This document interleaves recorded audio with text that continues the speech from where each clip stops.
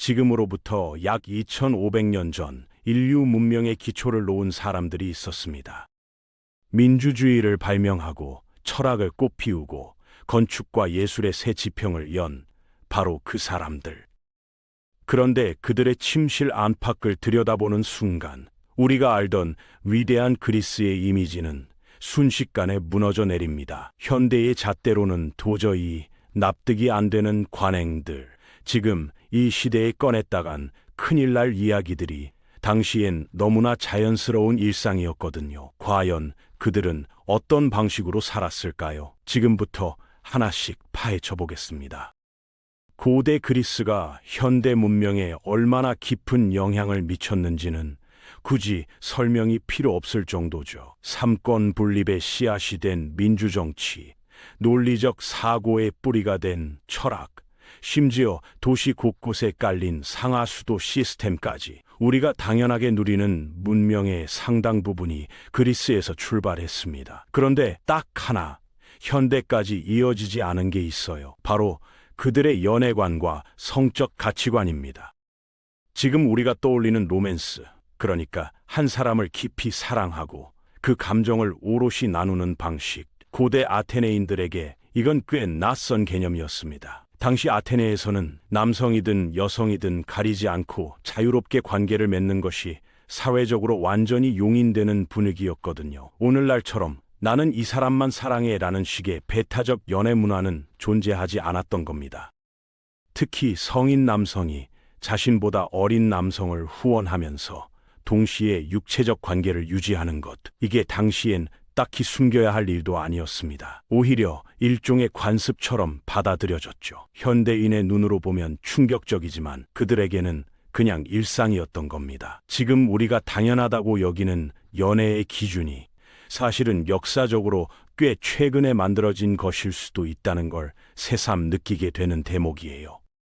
고대 그리스에서 남성들 사이의 육체적 관계는 단순한 사생활의 영역이 아니었습니다. 그건 곧 그 사람의 사회적 위치를 드러내는 일종의 신호였거든요. 누구와 어떤 방식으로 관계를 맺느냐가 그 사람의 계급과 직결됐습니다. 흥미로운 건 당시 그리스어에는 아예 동성애라는 단어 자체가 없었다는 겁니다. 그걸 따로 분류할 필요조차 느끼지 못했던 거예요. 남성과 여성 누구와 관계를 맺든 그건 그냥 아프로디지아, 즉 인간의 자연스러운 성적 행위 중 하나로 통합해서 이해했습니다. 현대처럼 성 정체성을 라벨로 구분하는 문화가 아예 없었던 거죠. 그런데 여기서 중요한 게 있습니다. 관계 자체는 자유로웠지만 그 안에서 어떤 역할을 맡느냐는 완전히 다른 문제였어요. 역사학자들의 분석에 따르면 아테네 남성들은 관계에서 능동적이고 지배적인 위치를 차지하는 것을 자신의 우월한 사회적 지위를 증명하는 상징으로 여겼습니다. 쉽게 말해 주도하는 쪽이 강자라는 인식이었죠. 반대로 수동적인 역할을 맡은 남성, 그리스어로 파토스라 불린 이들은 사회적으로 심한 조롱을 감수해야 했습니다. 아테네인들은 이들을 비하하는 경멸적인 호칭을 따로 만들었을 정도였으니까요. 관계의 자유로움 이면에 철저한 위계 질서가 작동하고 있었던 겁니다. 고대 그리스의 성문화를 이야기할 때 절대 빼놓을 수 없는, 그러나 가장 불편한 관행이 하나 있습니다. 바로 페데라스티입니다. 성인 남성이 10대 소년을 제자이자 육체적 파트너로 삼는 행위였는데 당시엔 이게 교육과 문화의 일부로 포장되어 있었거든요. 철학자 플라톤은 자신의 저서 향연에서 이 관계를 정면으로 옹호했습니다. 성인 남성과 청년 사이의 관계가 지식과 세계관을 나누려는 순수한 욕구에서 비롯된 것이므로 자신이 정의하는 가장 고귀한 형태의 사랑이라고 주장했죠. 육체적 친밀함은 그 지적 교류에 따라오는 부가적인 요소일 뿐이라고요. 오늘날 기준으로는 도저히 납득할 수 없는 논리지만 당시엔 꽤 진지하게 받아들여졌습니다. 이 관행의 본질을 들여다보면 결국 권력의 문제입니다.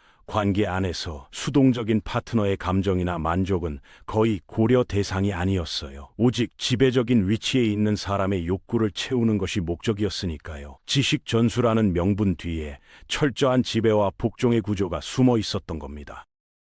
기원전 450년경에 이르러서야 이를 규제하는 법률이 생겨났습니다. 법을 어기면 공직 출마 자격이 박탈됐죠. 하지만 법과 현실 사이의 간극은 여전히 컸습니다. 사람들은 그 법을 강제 규정이 아닌 권고사항 정도로 가볍게 여겼거든요. 제도가 생겼다고 문화가 하루아침에 바뀌진 않는다는 걸 역사는 또 한 번 보여주고 있습니다. 많은 종교와 문화권에서 성행위는 오랫동안 엄격한 도덕적 잣대 아래 놓여 있었습니다. 합법적인 부부 사이가 아닌 관계는 죄악으로 규정되고 육체적 욕망은 억눌러야 할 본능으로 취급됐죠. 그런데 고대 그리스인들의 접근 방식은 이와 완전히 달랐습니다. 그들은 성행위에 종교적 의미나 도덕적 제약을 거의 부여하지 않았어요. 신들조차 욕망에 솔직했고 그 신화들을 보며 자란 그리스인들에게 육체적 욕구는 숨겨야 할 금기가 아니라 그냥 인간의 자연스러운 일부였던 겁니다. 덕분에 다양한 성적 취향도 훨씬 쉽게 수용되는 분위기였죠. 이런 가치관은 예술에서도 그대로 드러납니다. 고대 그리스 조각과 도자기에 벌거벗은 인물들이 그토록 흔하게 등장하는 건 단순한 미적 선택이 아니었어요. 나체를 드러내는 것 자체가 전혀 수치스러운 일이 아니었기 때문입니다. 운동 경기에서도 선수들은 아무런 거리낌 없이 옷을 벗고 경쟁했고 그걸 바라보는 관중들도 자연스럽게 받아들였습니다.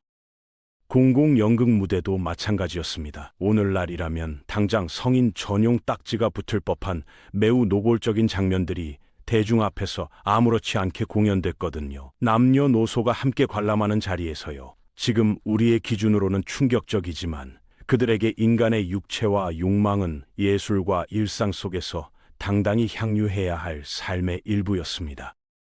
요즘도 야한 농담 하나가 분위기를 확 살리는 경우가 있죠. 그런데 고대 그리스인들은 그 수준이 차원이 달랐습니다. 성적인 유머는 그들의 대중문화 한가운데 당당히 자리 잡고 있었거든요. 숨기거나 낮춰 말하는 게 아니라 공식 무대 위에서 박수갈채를 받으며 소비됐습니다. 그 중심에 아리스토파네스가 있었습니다. 고대 그리스를 대표하는 희극 작가로 그의 작품들은 지금 읽어도 얼굴이 붉어질 만큼 노골적인 성적 표현으로 가득합니다. 그중 가장 유명한 작품이 바로 리시스트라타인데요.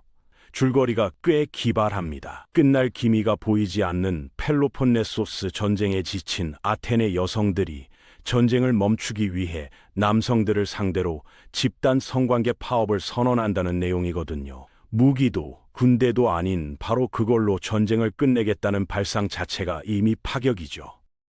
이 작품은 이중적인 의미를 가진 언어 유희와 신체를 활용한 유머로 가득한데 전해지는 기록에 따르면 아리스토파네스는 남성 성기를 묘사하는 표현만 무려 100가지, 여성 생식기를 지칭하는 단어는 90가지를 구사했다고 합니다. 어휘력이 이런 곳에 집중된 겁니다.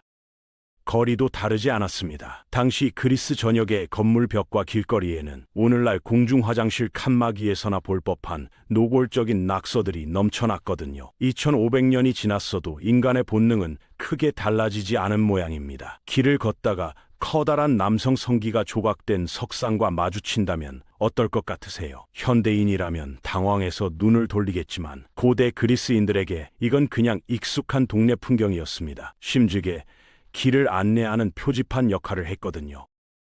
바로 헤름이라 불리는 헤르메스 신의 조각상 이야기입니다. 전령의 신이자 다산과 풍요를 관장하는 헤르메스를 형상화한 이 조각상은 밋밋한 기둥 위에 얼굴만 올려진 단순한 형태였습니다. 그런데 적절한 위치에 남성 성기가 매우 사실적으로 조각되어 있었죠. 사람들은 이 조각상을 집 앞에, 신전 근처에, 사람들이 붐비는 교차로에 아무렇지 않게 세워뒀습니다. 외설이 아니라 신성한 상징물로 여겼으니까요. 그런데 기원전 415년 전대미문의 사건이 터집니다. 펠로폰네소스 전쟁이 한창이던 어느 날 밤 누군가 아테네 시내 곳곳에 세워진 헤르메스 조각상들의 성기를 골라 잘라낸 겁니다. 단순한 훼손이 아니라 명백한 신성 모독이었죠. 아테네 시민들은 발칵 뒤집혔습니다. 대중의 시선은 곧 당대 최고의 권력자 중 하나였던 알키비아데스에게 쏠렸습니다. 그는 강력히 부인했지만 정적들은 이 사건을 빌미로 그를 궐석 재판에 세웠고 결국 사형을 선고했습니다. 성기 조각상 하나가 한 시대를 풍미한 정치가의 운명을 바꿔버린 겁니다. 그리스인들이 이 조각상을 얼마나 진지하게 여겼는지를 보여주는 결정적인 장면이죠. 성행위에 이토록 개방적이었던 사회라면 혼자 즐기는 자위행위쯤은 아무런 제약 없이 받아들여졌을 것 같죠. 그런데 실상은 조금 달랐습니다. 금기시되진 않았지만 그렇다고 당당하게 인정받는 행위도 아니었거든요. 고대 그리스인들은 자위행위를 주로 열등하고 어리석은 행위로 바라봤습니다. 대화의 소재로 삼는 것 자체는 크게 무례한 일이 아니었지만 그 시선은 결코 우호적이지 않았어요. 아리스토파네스의 희극 무대에서도 자위행위는 진지한 주제가 아니라 관객들의 웃음을 유발하는 희극적 소재로 소비됐습니다. 쉽게 말해 놀림거리였던 거죠. 더 흥미로운 건 누가 그 행위를 하는 것으로 묘사됐느냐입니다. 당시 예술 작품들을 보면 자위 행위를 하는 인물은 거의 예외 없이 여성이거나 노예 같은 비시민 계급이었습니다. 자유로운 성인 남성 시민이 그런 모습으로 그려지는 경우는 거의 없었어요. 특히 향연처럼 육체적으로 흥분되는 분위기의 행사가 열리는 자리에서 남성 시민이 아닌 여성 노동자들이 스스로를 위로하는 장면으로 묘사되는 시기였죠. 결국 고대 그리스인들에게 타인 없이 혼자 쾌락을 추구하는 행위는 노예처럼 낮은 신분을 상징하는 부끄러운 행동으로 인식됐습니다. 관계란 반드시 누군가와 함께해야 하며 그 안에서 지배적인 위치를 차지해야 한다는 그들의 권력적 세계관이 여기서도 그대로 드러나는 겁니다. 다양한 성적 행위에 이토록 너그러웠던 사회에서 뜻밖에도 금기시된 것이 하나 있었습니다. 바로 여인 사이의 입맞춤이었습니다. 오늘날 연인들이 자연스럽게 나누는 그 행위가 고대 그리스에서는 사회적으로 꽤 불편한 시선을 받았거든요. 당시 키스는 주로 일상적인 인사의 영역에 머물렀습니다. 가족 간의 가벼운 입맞춤이나 남성들끼리 결속을 다지는 의미의 키스가 오히려 더 자연스럽게 받아들여졌죠. 여인 사이의 열정적인 입맞춤 문화는 나중에 그리스 문화를 흡수한 로마인들에 의해 본격적으로 자리를 잡았습니다. 우리가 당연하게 여기는 로맨틱한 키스조차 사실은 꽤 나중에 생겨난 문화인 겁니다. 여성에게는 특히 더 가혹한 시선이 적용됐습니다. 공공장소에서 열정적으로 키스하는 여성은 평판이 나쁘고 지배욕이 강한 사람으로 낙인 찍혔거든요. 심지어 남편이 아내에게 키스를 하는 경우도 있었는데 낭만적인 애정 표현이 아니라 자신이 집을 비운 사이 아내가 몰래 술을 마셨는지 확인하려는 감시의 목적이었다고 하니 그 온도차가 상당하죠. 범죄 인식도 지금과는 완전히 달랐습니다. 역사학자 헤로도토스의 기록에 따르면 성폭행은 부당한 일이긴 하지만 굳이 처절하게 복수할 필요까지는 없는 개인적 일탈 정도로 취급됐습니다. 반면 기혼 여성을 유혹해 간통을 저지르는 행위는 다른 남성의 재산을 빼앗는 절도로 간주되어 오히려 훨씬 더 중하게 처벌받았습니다. 여성이 사람이 아닌 소유물로 여겨졌던 시대의 민낯이었습니다. 고대 그리스인들에게 성공적인 성관계는 단순한 쾌락을 넘어 사회생활의 필수 조건이었습니다. 그러니 발기부전은 개인적인 고민이 아니라 사회적으로도 심각한 문제로 받아들여졌죠. 그리고 이를 해결하기 위한 치료법들이 등장했는데 지금 기준으로 보면 황당하기 짝이 없습니다. 당시 사람들은 뱀이 스스로를 치유하는 영험한 능력을 가졌다고 믿었습니다. 그 능력이 침실에서도 효과를 발휘할 거라는 논리였죠. 도마뱀을 잡아먹으면 남성적 능력이 강해진다는 민간요법도 성행했고 후추와 꿀을 섞은 혼합물을 생식기에 직접 문지르는 방법도 널리 쓰였습니다. 의학적 근거보다는 주술적 믿음에 기댄 방법들이었지만 당시엔 진지하게 받아들여졌거든요. 그런데 흥미롭게도 일부 그리스인들은 꽤 현대적인 시각을 가지고 있었습니다. 성관계에 대한 지나친 불안감이나 심리적 압박이 발기부전을 유발할 수 있다는 가설을 세운 겁니다. 지금의 심리학적 접근과 크게 다르지 않은 통찰이죠. 다만 이 모든 연구와 치료법은 철저히 남성 중심으로만 이루어졌습니다. 여성의 내밀한 문제나 의학적 해결책은 문헌에 거의 기록조차 남아있지 않거든요.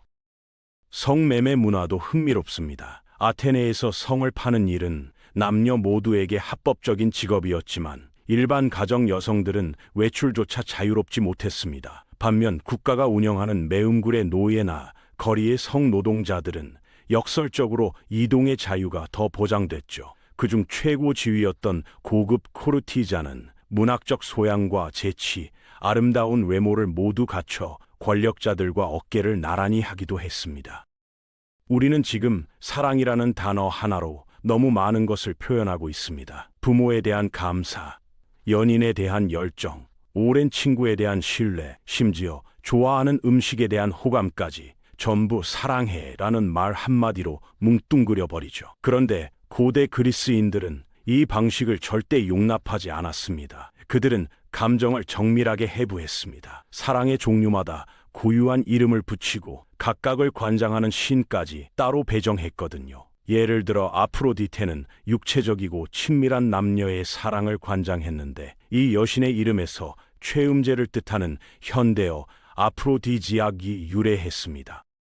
에로스 신은 이성이든 동성이든 가리지 않고 걷잡을 수 없이 타오르는 강렬한 열정을 지배했고 그 이름에서 에로틱이라는 단어가 파생됐죠. 딱만 신이 없는 감정에는 직접 단어를 만들었습니다. 아이들이나 갓 사랑에 빠진 여인들 사이에서 볼 수 있는 장난스럽고 가벼운 설렘은 루두스, 자신을 내려놓고 타인과 세상을 향해 베푸는 숭고한 인류애는 아가페라고 불렀습니다. 오랜 시간에 걸쳐 신뢰를 쌓으며 만들어지는 성숙하고 지속적인 사랑은 프라그마로 따로 구분했죠. 이렇게 감정을 세밀하게 나눈 덕분에 그리스인들은 육체적 욕망과 낭만적 감정, 지적 유대를 혼동하지 않고 각각을 독립적으로 이해할 수 있었습니다. 단어가 생각을 만든다는 말이 있죠. 그들은 감정에 이름을 붙임으로써 그 감정을 더 깊이 이해하고 철학으로 발전시켰던 겁니다. 지금까지 살펴본 고대 그리스인들의 삶은 우리가 교과서에서 배운 위대한 문명의 이미지와는 꽤 다른 모습이었습니다. 민주주의와 철학을 꽃피운 바로 그 사람들이 동시에 현대의 기준으로는 도저히 납득하기 어려운 관행들을 아무렇지 않게 실천했거든요.